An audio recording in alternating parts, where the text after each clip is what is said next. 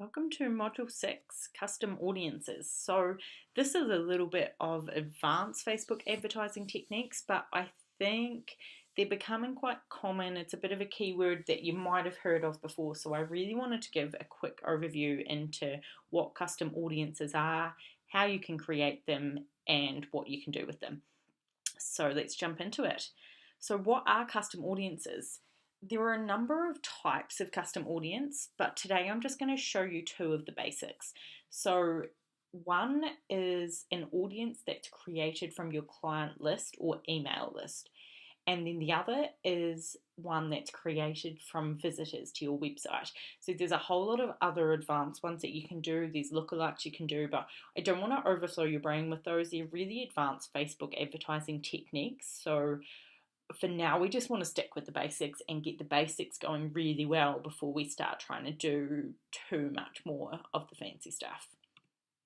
So why use Facebook custom audiences? So you can use them to target people who are already fans of your business and that know your brand. So the main reason that you would want to do this is so that you can sell to them. So I think I said before, it's really, really hard to sell to an audience that doesn't already know you or your brand. I think Deanie would have talked about the know, like, and trust factor if you've been through most of her modules, and it's so hard to sell to an audience that doesn't know, like, and trust you. So an audience that has had no exposure to you before is called a cold audience.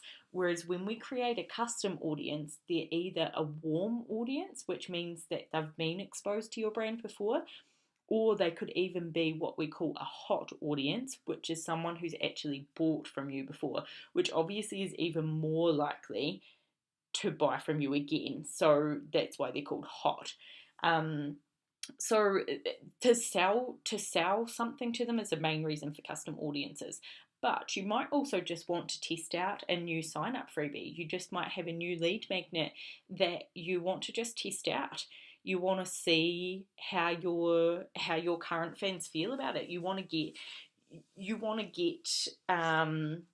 you want to give them more value, so you want to put it in front of them so that it just reminds them again how cool you are, how great your brand is, how great your business is, and give them loads of free value. So that's also a really good reason to do it. Also, if you're doing kind of a free webinar or some kind of conference or something, it's a good way to get your current fans involved in that and signing up for that, which could be another form of selling if it's paid, but it could also just be another way to give them more value.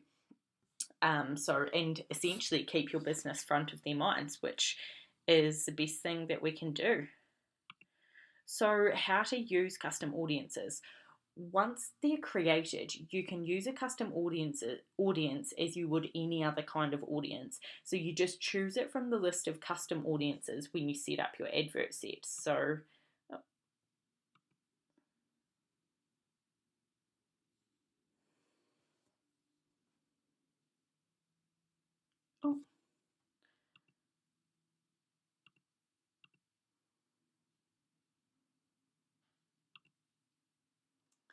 So this is a screenshot of what I mean. So you can see from Module 4, we're quite used to seeing the location, the age, the gender, you've got your detailed targeting down below, but sitting above location is where you can choose to add a custom audience. So remember what you called it. You probably called it website visitors or something.